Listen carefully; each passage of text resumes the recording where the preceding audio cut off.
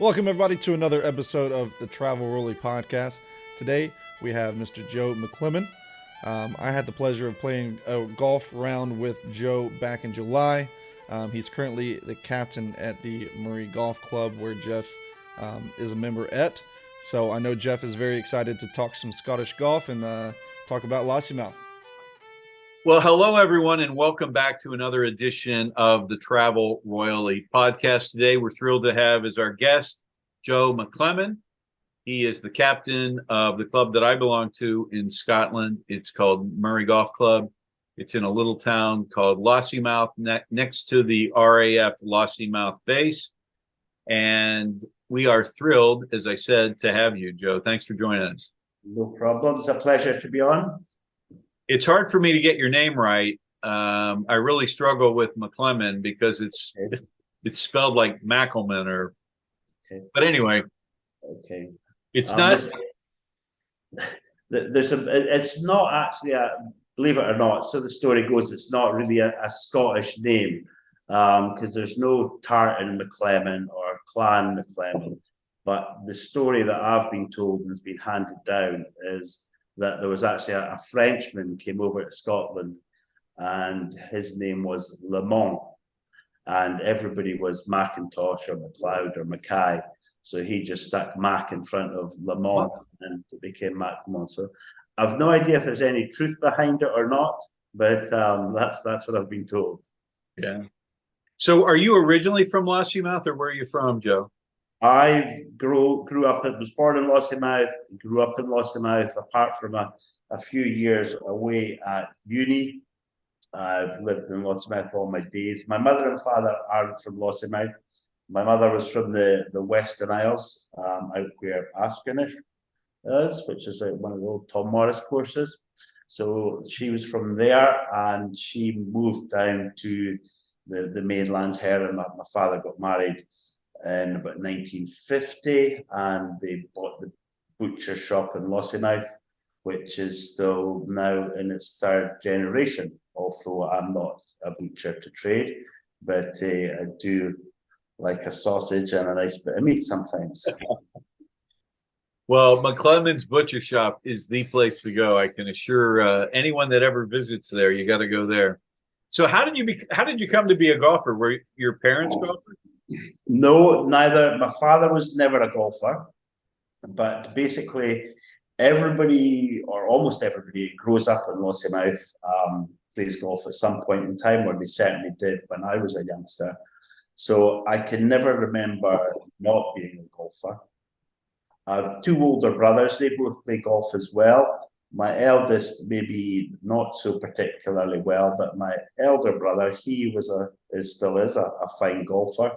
He was a scratch golfer for many years, and all my friends and everything, we all played golf. And in the summer, back then would have been sort of late 60s. We didn't have a full 18 as the new course, as you know it, Jeff. Yep. It was a 9-hole relief course, which was made up basically the first 3 holes of the new course, and then some of the later holes of the new course, although it's been changed a little bit. And as juniors, we used to go out there and play in the summer holidays. We used to go out in the morning and we just used to go around another loop of 9, another loop of 9, another loop of 9 until the sun went down. So, yeah. Now, did Alistair Thompson, was he your teacher? No, Alistair Thompson didn't. He was a fisherman originally, and he didn't become the pro probably until around 1980. Okay. The earliest pro that I remember was Jimmy Mackenzie, and he used to do lessons every Saturday morning. And there would be 50, 60, maybe even more than that kids at it. And most of the guys that you know from your travels to Lossiemouth and playing golf at Moray would have all been originally taught by Jimmy Mackenzie. Yeah. Wow.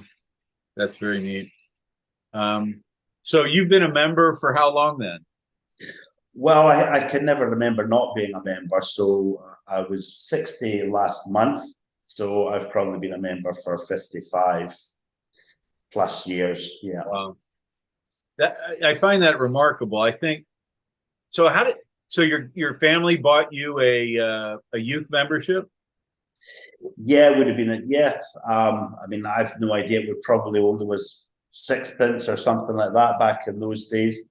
And it's still cheap for junior golf and juvenile golf at Lossiemouth. Derek and John are really good at trying to encourage them and get them in. They go to local schools and try to get the youngsters involved as much as we possibly can. Although it's getting more and more difficult now. I'm sure it's the same in the US. There are so many other things that the kids want to do, and outdoors isn't always the place they want to be. Yeah. Yeah, I have a sense that the number of kids that go to John and Derek for group lessons like you did as a kid it's very small now in comparison to 50 or 60 kids all at once.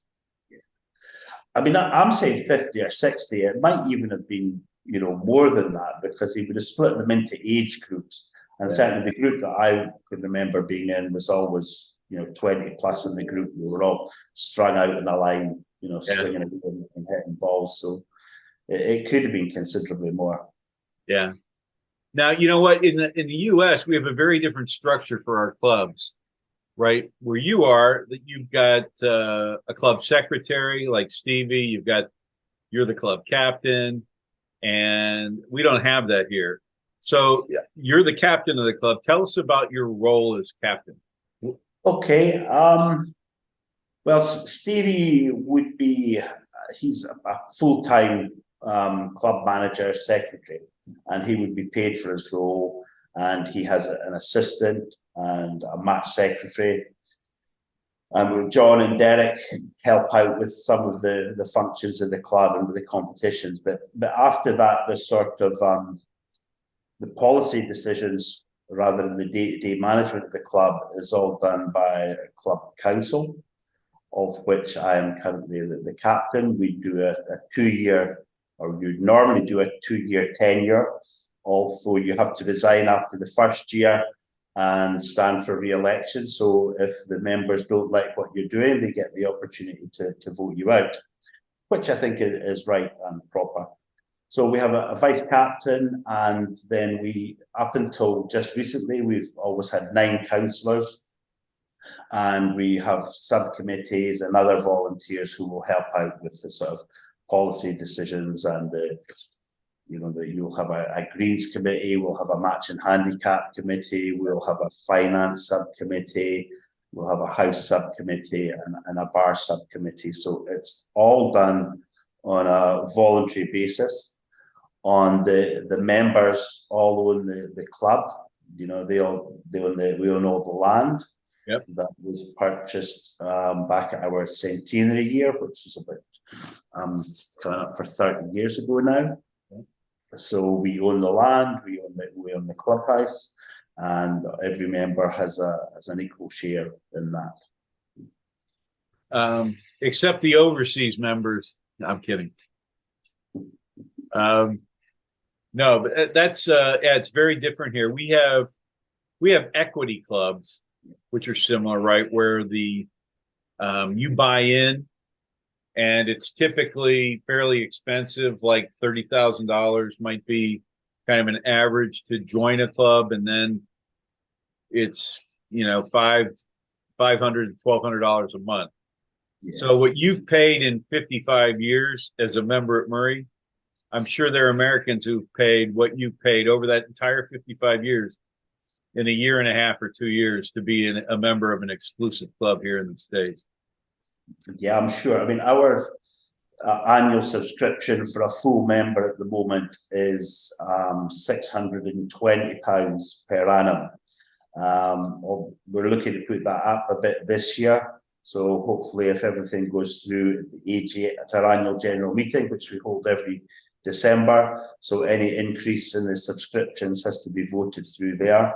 And we need to invest more in our club, and membership numbers are reducing slightly as well. So we're looking to try and get that up to £670 basically this year. But I mean, for 36 holes of golf, it still offers absolutely ridiculously good value for money.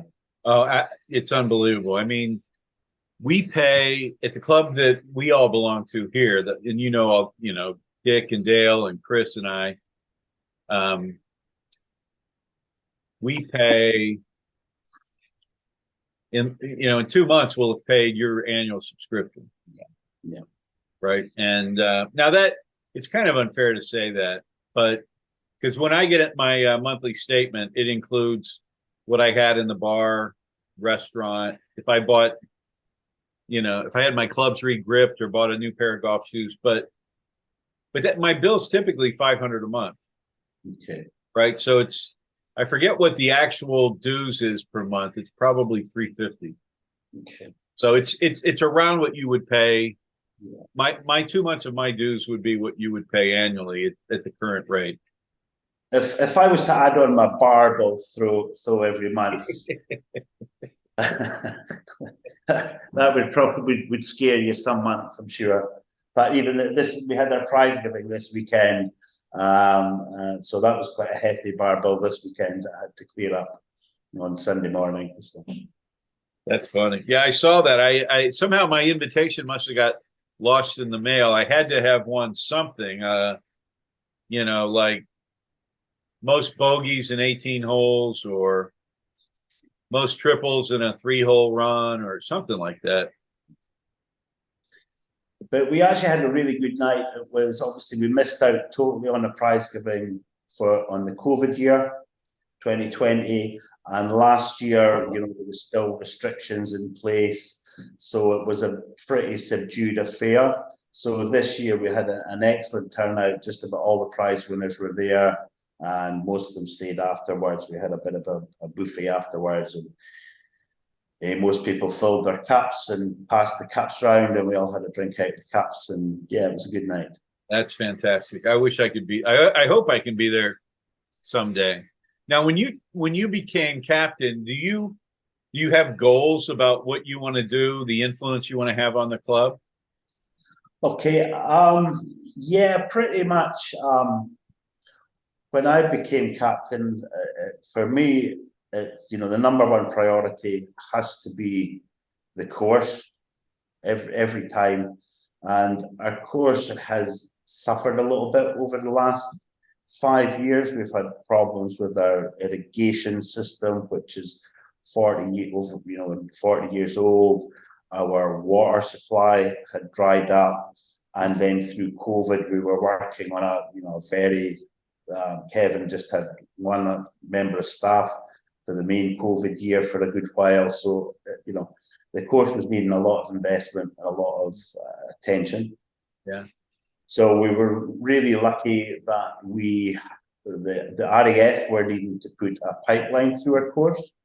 So we got a considerable sum of money from them, which we have by and large mainly invested in a new water supply. We drilled a new borehole down to 85 meters, and we did phase 1 of our irrigation upgrade last winter, and phase 2 is getting done at the moment. They're probably about halfway through it just now. They've got about 12 weeks work in total. So even already last year, we noticed a huge difference in our course. We committed to spending more on seaweed treatments, fertilizer treatments, seed, just trying to generate as much growth as we can. And the back end of the year has really, really paid off, and the course has come on a lot. I mean, I think obviously everything else that goes around a golf club, the facilities, the professional shop, and the club and the bar and the restaurant and everything like that are all important.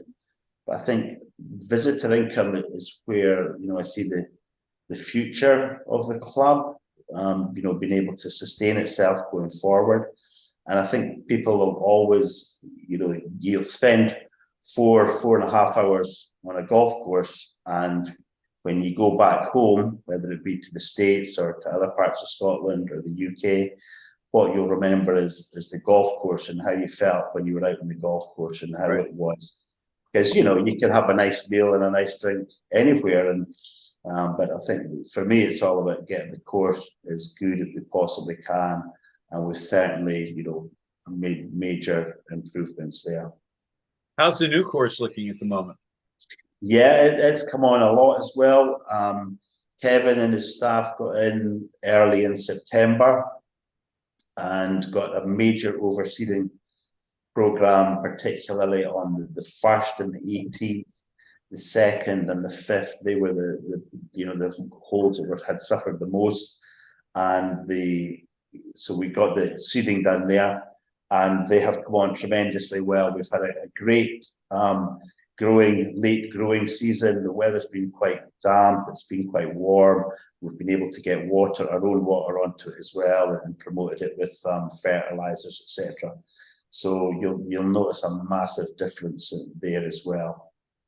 Yeah, I'm glad to hear that. That's there's a course, I'm not going to name it, that I played at last year, and the idea was, so I played with the captain, and it was the two of us, and my girlfriend Tina walked with us, and we had a lovely day.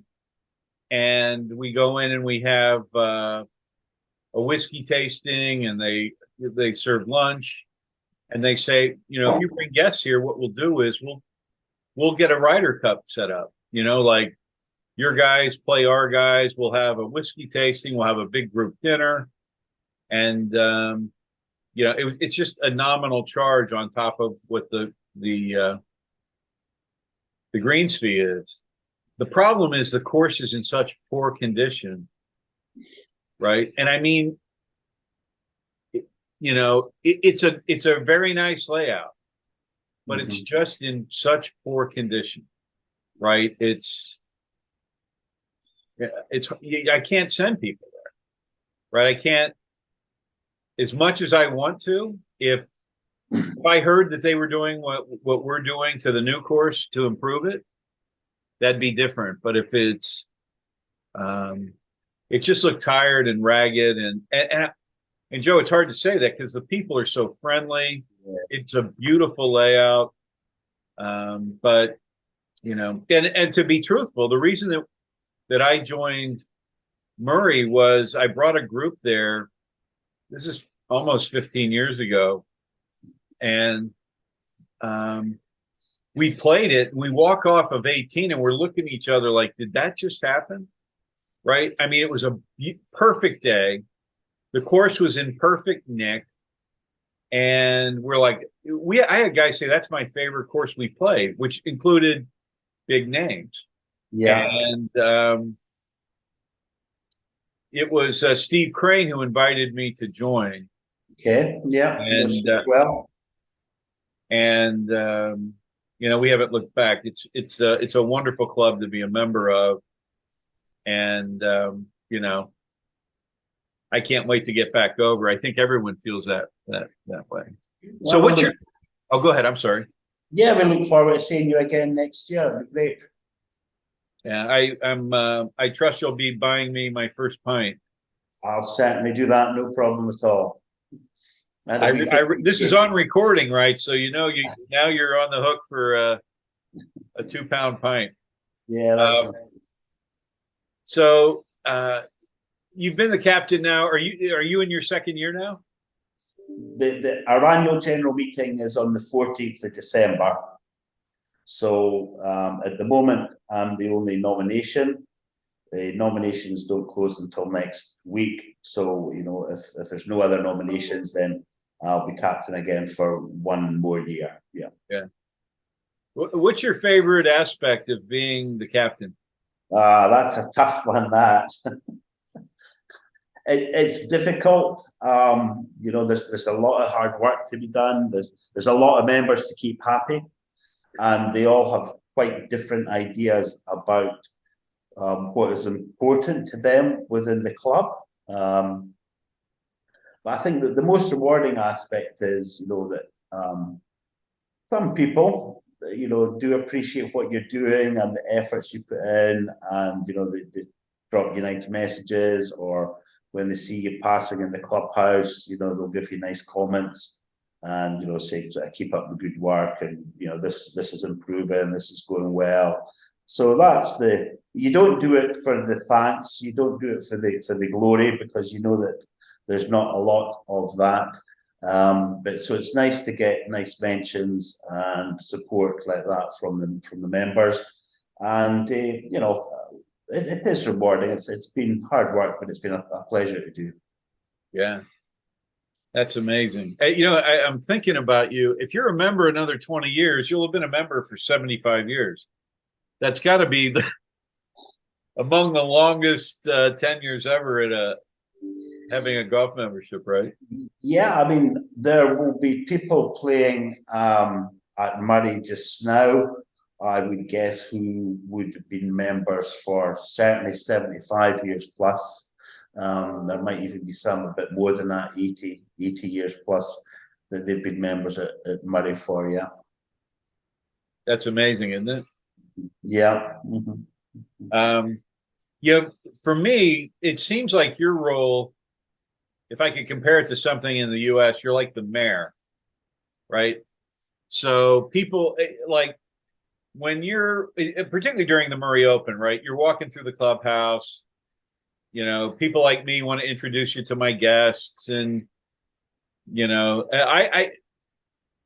I know one of the most difficult things has got to be this comment. Joe, can I talk to you for a minute? You got to just roll your eyes and go, here we go.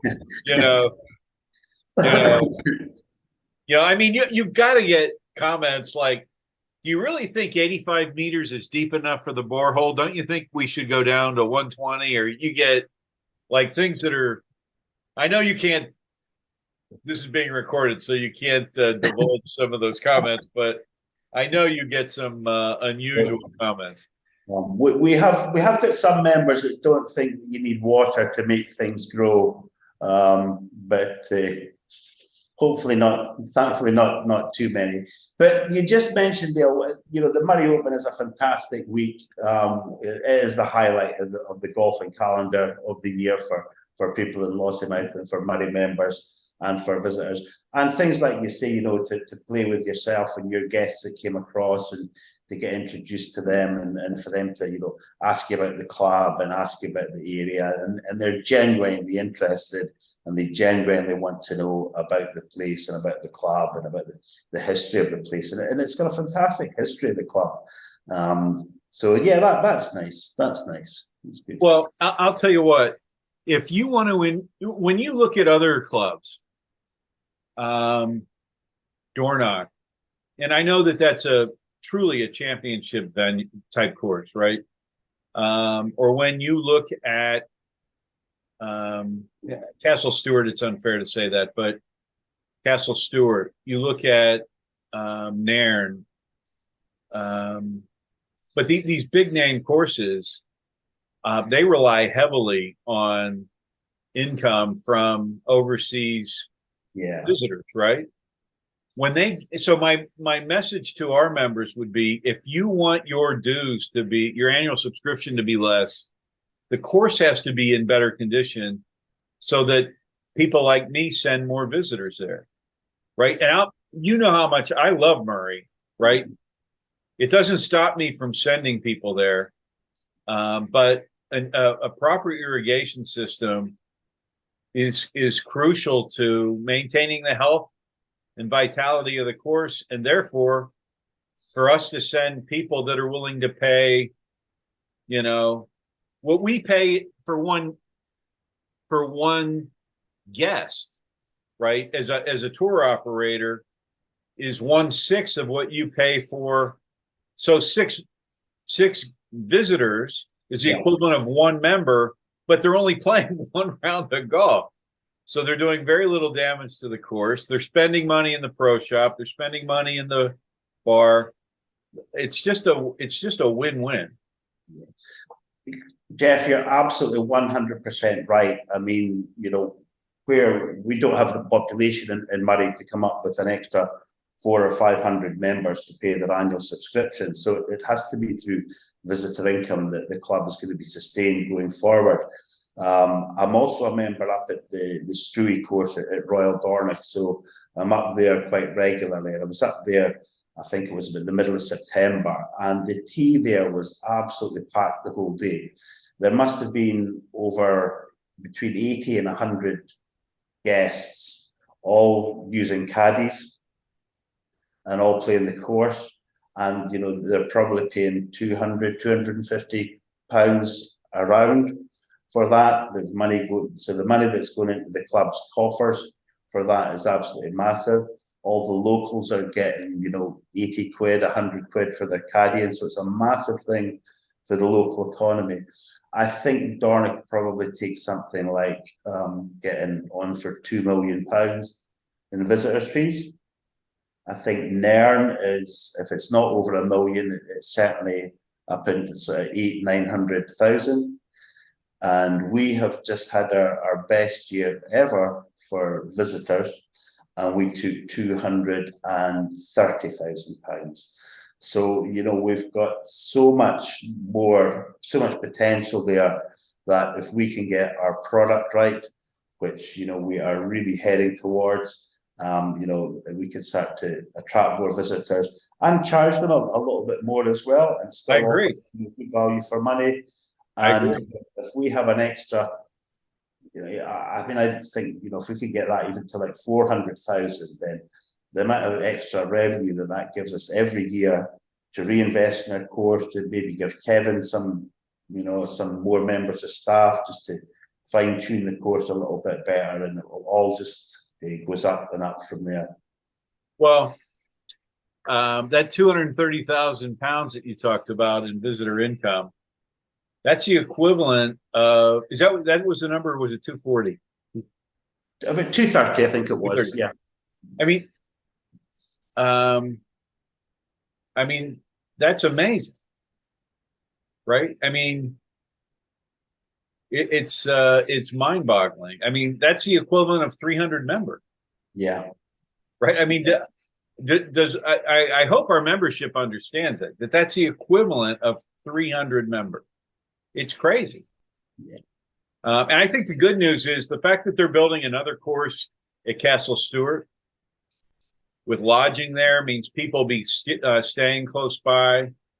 Hopefully there'll be some residual effect for us, I should say, that visitors will want to play Moray and Nairn and, you know, Tane and Portrose. That there's plenty of golf up there that's just fantastic. So yeah, I want to go to something that you told me about, and that is you were able to play. Well, let me say this: over the years, we've had famous visitors, right, that have come and played Moray.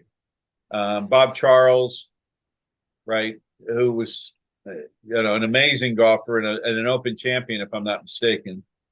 Yeah. Played there, and but in addition to that, over time, we've had as a members, the Prime Minister of the UK we've had 2 of them as members, but you were able to play 3, yeah. Mm-hmm. And you've not, well, I don't want to say recently, relatively recently, 30 years ago, you had the opportunity to play with Prince Andrew. How did that come about? Yeah. That came about just by absolutely pure chance.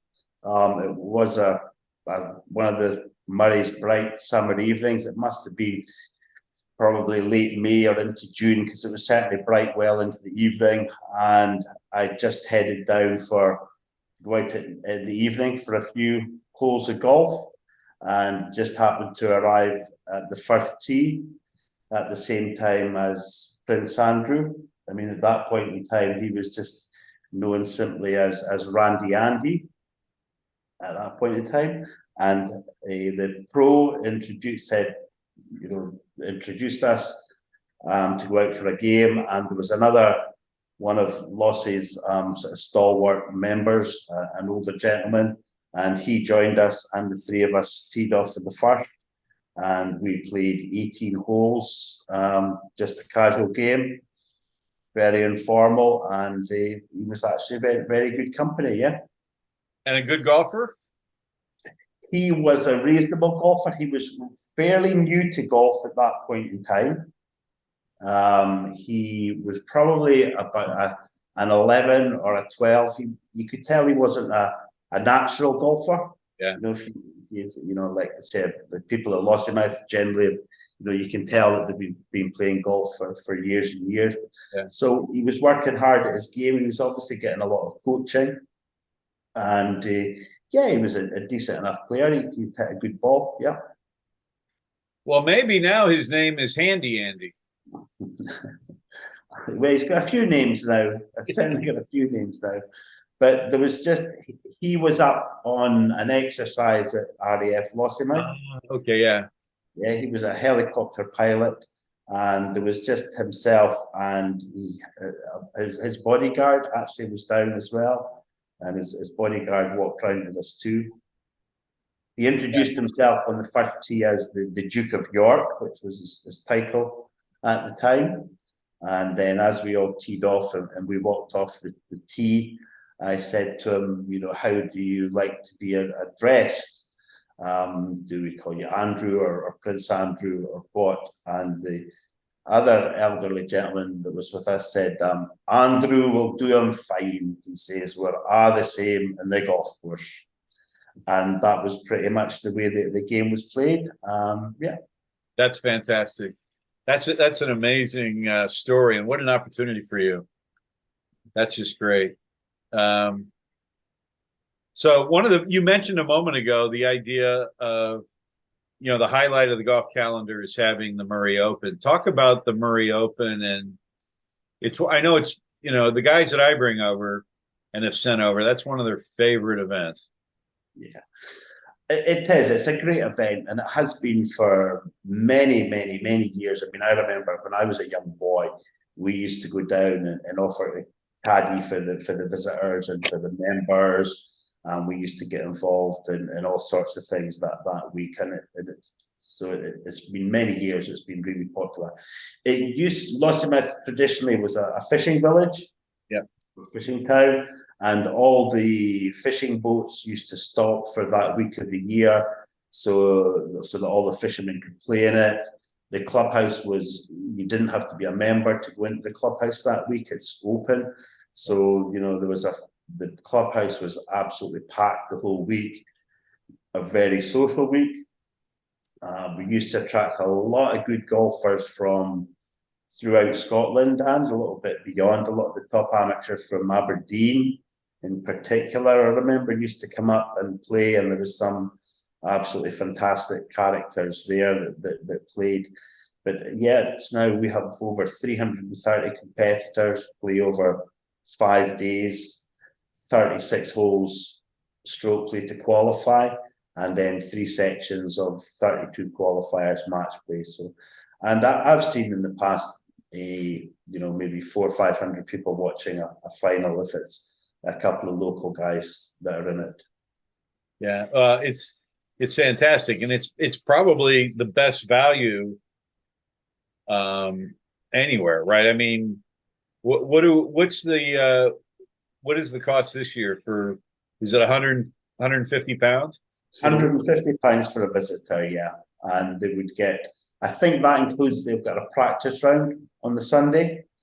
They can also enter there's a quad-am tournament on the Saturday. I think they need to pay an extra 20 quid, 25 quid, something like that for that. And then you have a qualifying round in each course. If you don't qualify, then there's consolation tournaments 2 days on the new course. So you can get, you know, anything between 5 and 7 rounds of golf that week for your 150 quid. And the course is set up in absolutely tip-top condition as well. So yeah, excellent value. And for Americans that are listening, and you may not be familiar with this, but what I consider it a cross between, and Chris actually said this first, a cross between the U.S. amateur and a member guest, right? You've got this stroke play qualifier that gets you into match play, but for most of us, it's just drinking with our buddies, right? It's like, it's a party every night. and every afternoon when you're done playing, it's just fantastic. It's just great fun, right? Yeah. Yeah, absolutely. With some great entertainment on all week. On the Tuesday night after the qualifying, we have what we call our auction night, where we all the scratch players, you can buy a raffle, so you get a share on that player and how well they do, and then we sell off the players, so you can bid to buy the other half share of the player as well. So I've seen us end up with over £20,000 in the pool for that. Individual players maybe going for £2,000, £3,000, £4,000. It can get, some of the bidding can get quite competitive amongst some of the local characters trying to outbid each other. But it's a great night. And then, of course, we haven't held the draw. So once all the bidding and the buying and everything is done, we then hold the draw, and it's not a seeded draw. So you might have bought a couple of players and forked out a lot of money for them, and they could end up playing each other in the first round. So it's good fun. Well, a couple of years ago, I got Robbie Shields in the lottery and held on to him and made 900 quid. And I think he got to the quarterfinals. So I was very pleased with that. Yeah, that would be it, right? Yeah. Mm-hmm. Now, other than the Moray Open, when we send guests there, tell our listeners what visitors can expect when they play at Moray. Okay. Well, if you look at the backdrop behind you, I mean, that's basically the entrance into from the car park into the clubhouse. So you've got a magnificent bay with, if you move your head to the side, you'll see the lighthouse in the background, which is a Stevenson lighthouse. It's pretty similar, very St Andrews-esque, in that the course starts and finishes right in the middle of the town, and the town is very much part of the golf course, and vice versa, the same as St Andrews. Our 18th hole, which you can see the green behind you, has got to be one of the finest finishing holes absolutely in golf. I mean, certainly it regularly gets voted the second best finishing hole in Scotland, only behind the 18th at St Andrews, just because of virtue of what it is. But it's a long, demanding par four with a natural amphitheatre of a green, raised green, out of bounds all the way down the right, which is all the local houses and the local hotels. So it's a great finishing hole. Yeah, I've got some guests coming over in May next year. Yeah, they'll be there in May, and it's going to be two guys. I'll get a hold of you. We'll get some guys to play with them, to show them around, kind of like you did Prince Andrew. Now, obviously golf in the U.S. can be quite different from golf in Scotland. You and I both love links golf, and when I go over, I've never played a parkland or inland course there because I can play that here. Okay. You came to the States last April. How did you enjoy your trip to the States last April? Yeah, we had an absolutely fantastic trip. I mean, the purpose of the trip was to go to Augusta and to see the Masters, which we did. We went on the Thursday and on the Saturday. But as well as that, we also played 4 games in North Carolina. Or South Carolina? Maybe my geography is letting me down here, but we stayed in Columbia. Yeah, South Carolina. South Carolina, then. Okay, sorry. And we played Columbia Golf and Country Club. So we played there twice, and that was good. We really enjoyed that course. I believe the only time it's open to the public is round about the week before and the week of the Masters. Mm-hmm. Obviously, just to try and fill their coffers, but we really enjoyed the golf there. The course was a great setup. The members were really welcoming in the clubhouse, so we had a good time with them, a good chat with them. We didn't play any of the sort of trophy courses in the area at all. But we've also played Oak Hills, and we played the Spar, I think it was called, at Northwood. And again, they were all, very picturesque courses. I think, to be honest, it was probably a bit early in the year for them. Right. The grass hadn't really started growing. In fact, one of the courses went and spoke to the professional afterwards, and we were just telling them, how it was a fantastic layout. It really was. But there was little or no growth at that point in time. And he said, well, basically, I think he said we were just waiting as soon as the temperature gets to 60 C or 60 F, 60 Fahrenheit, that within a space of 2 or 3 weeks, the place is just transformed and the growth comes in. So I would imagine, if we'd been there a month later, it would have been quite a different experience, and the courses would have been absolutely fantastic. But yeah, we had a great trip. The Augusta was just everything that we expected it to be. The first day we went there before play started, we walked the back nine, and from the 10th tee, you're thinking, everywhere you're going, well, this is where McIlroy hooked it out of bounds when he was, so many shots ahead, and then you're down where Bubba Watson was in the trees and played his shot out, and just everywhere along that back nine, you've got so many memories, and it was just exactly what expected it to be. The only thing that did surprise me a little bit was the up and down. I knew it was slightly hilly, but especially around that 10, 11, and 18, the change in the altitude is amazing. Yeah. Well, I think when I've taken people there for the first time, there's not a blade of grass out of place, is it? It's just phenomenal how they how well manicured and how well taken care of. It's an amazing layout. Every hole is memorable. To your point, Joe, there are spots on that course where you can stand and go, this is where Mickelson hit the shot. This is where Tiger hit the shot. This is where Bubba and Rory and, And if I'm not mistaken, is Sandy Lyle the only Scotsman to have won the Masters? Yes, he is. Although it was designed by a Scotsman, was it not? You're absolutely right. Alistair McKenzie.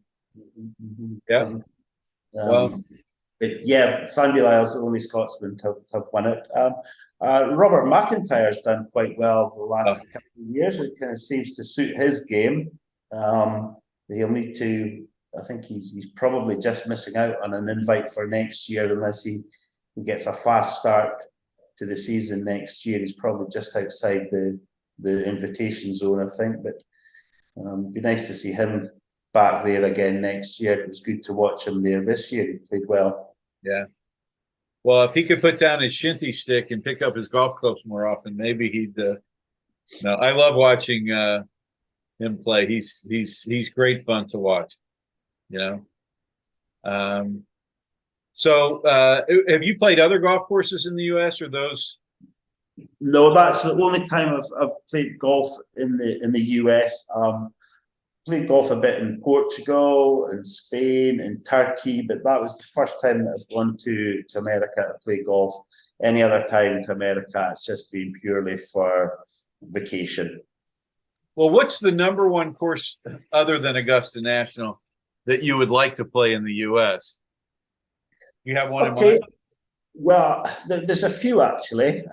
There's quite a lot actually, to be honest. But the ones that kind of stick out. I mean, Whistling Straits, watching the Ryder Cup there last year. I mean, some of the golf holes there were just absolutely amazing. So that would be one place that I'd love to go and play. Bethpage in New York. I was in the US Open there a few years ago. Yep. I remember that's another one that really sticks in the mind. And of course, that's one that, a trip to New York, take the family to New York and let them go shopping and disappear at Bethpage. I could see how that could work. Obviously, a Pebble Beach, a number of my nephews are all keen golfers, and one of them is speaking about organising a trip out there for his 50th birthday. So we'll see if that comes to fruition. That would be fantastic to go and play there. I suppose TPC at Sawgrass, everyone would like to have a go. Yeah, definitely. We'd like to have a go at the par 3 there. One other thing that I've got a notion that I'd like to do is I've been fortunate enough that I've had lunch in the Royal and Ancient at St Andrews and the Honourable Company of Edinburgh Golfers at Muirfield, and I'd like to think to sort of the yang to that yin would be to go to, is it the 16th at the Phoenix Waste Management Open? Yeah. So 17th, I think. Yeah. 17th. So that would be, I remember watching it last year. They were all getting a bit over the top with the beer can throwing. I think they're going to try and but the atmosphere of that must be something quite totally different. And I'd like to do that as well. I think that would be a lot of fun. Yeah, well, I think I've had lunch in the RNA as well. We've probably been with the same person, but that's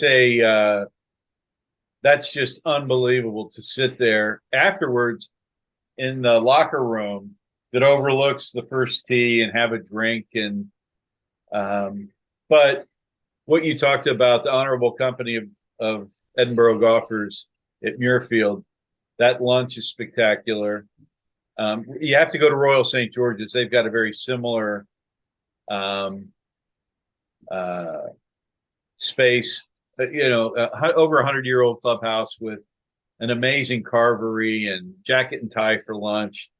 It's just, it's the best. And the contrast of that to the 17th at the Waste Management is stark, but they'd equally be amazing experiences, right? I haven't been to the Waste Management, but I'd like to get there sometime. So do you have a favorite course in the world? I mean, you've played in different countries, and I know Murray's number one, but what would be your number two? Okay. I've played a lot in Scotland. I haven't played much. I haven't played at all in England, actually, and I haven't ventured over to Southern Ireland either to golf. That's two things that I definitely want to do in the next few years. But I've played Muirfield a number of times, Carnoustie, played the old course. A bit more locally to that, I particularly like Royal Aberdeen. Right. The front nine there is something really special. North Berwick, you mentioned Cullen. I mean, about it being quirky. Certainly, there are 3 or 4 features that at North Berwick that you'll just never ever see anywhere else on a golf course. So love playing there. Brora is another course. Really like to play there. Yeah. Just any links golf. To be honest with you, I'd play anywhere, Jeff. Yeah. Well, I'll tell you. One of the things we pride ourselves at Royal Links Golf Tours on is we want to create not just memorable trips, but unforgettable. And much of what we want to suggest is off the golf course, right? Like we have guys that talk endlessly about the Kimberley Inn in Findhorn. Yeah. Nobody knows about it. You won't run into any American tourists. The fish and chips, the ales. It's like a wonderful evening.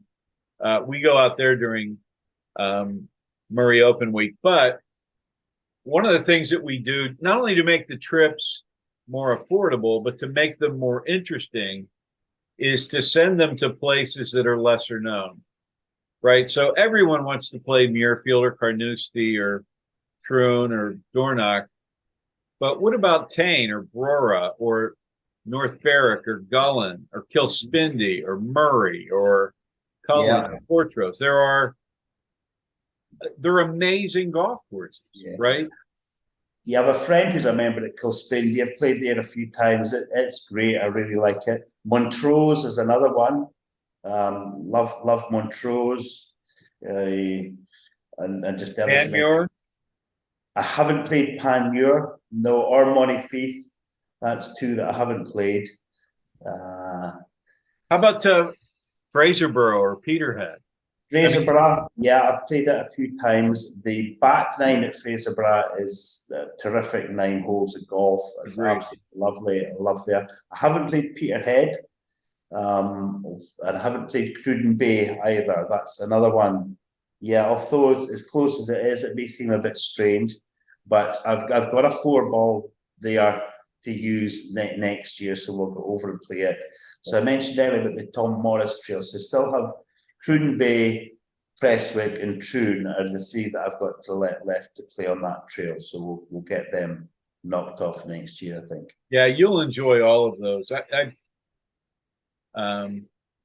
I've played a lot of golf in Scotland, all links courses.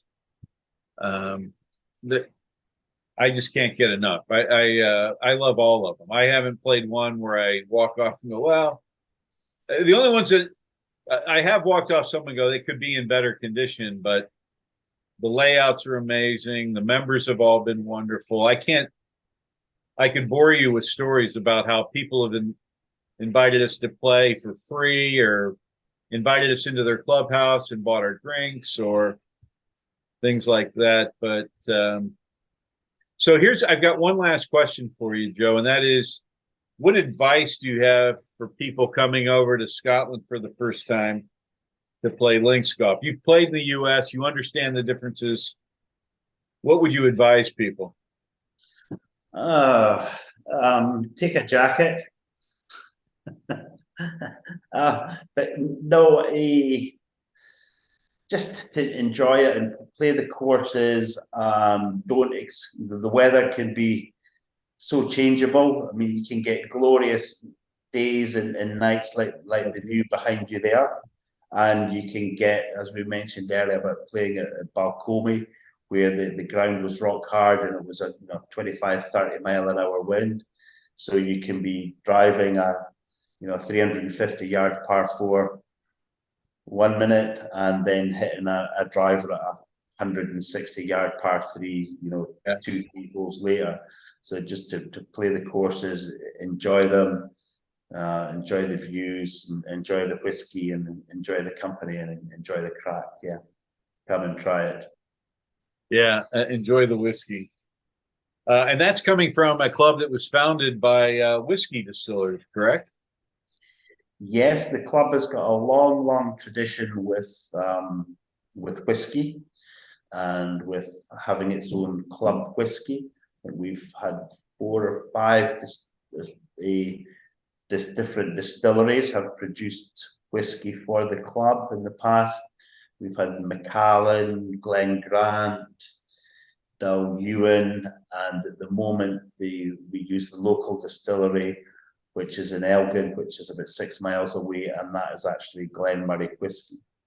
Yeah. So our club whiskey that you get behind the bar at the moment is a single malt, 15-year-old, and it's something like, it's less than $3 for a 35 ml measure. Yeah.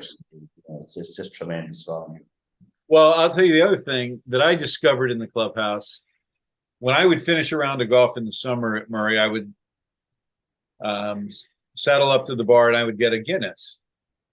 And I came several years back, I pulled up to where the Guinness tap typically was. It wasn't there anymore, and there was a windswept, right? So I go, well, I'll try that.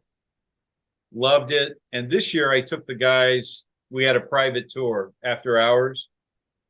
The owners gave us a tour and a tasting, and even Chris, who doesn't drink alcohol, loved the tour. Okay. Right? And it's great that you're able to, invite those people into the clubhouse, sell a local, not only the local whiskey from Glenmurray, but local beer from Windswept. So, yeah, it's quite popular, the Windswept. I'm not a beer drinker myself, So wouldn't be fair for me to comment, but it seems to go down well. And it's always nice, I think, when you go somewhere to enjoy the local product, whether it be the drink or the food or whatever. That's all part of the experience. And it's like you said, about coming to play links golf in Scotland, drinking the whiskey and eating the great seafood and the great meat that's on offer is all part of it as well. Yeah, I would love one of my favorite things to do is if I have a late tee time, like 10 or 11, go down to Harbor Lights and have a scone and a cappuccino. You can sit outside with a view of the harbor. It's just a lovely way to spend a day or a morning. Yeah, it's nice down there. Yeah. Well, Joe, it's been a great pleasure to have you on the Travel Royally podcast. You're a wonderful ambassador for our club, the Moray Golf Club. And we hope that you come over again. We'll be happy to help you find the places to play and stay the next time you're over. And until then, I guess we'll have to wait until I see you at the Moray Open next time. Okay, that would be great. And if you're over in May with your guests, then hopefully we'll catch up. And it's lovely to speak to you. And thank you for having me as a guest. Hey, it's our pleasure. Thanks very much. Thank you so much, Joe, for coming on. We can't wait to get back to play the Moray Open. Hopefully I do a little better this time around and make it to the qualifying rounds. So thank you so much again for coming on. I hope you guys enjoyed.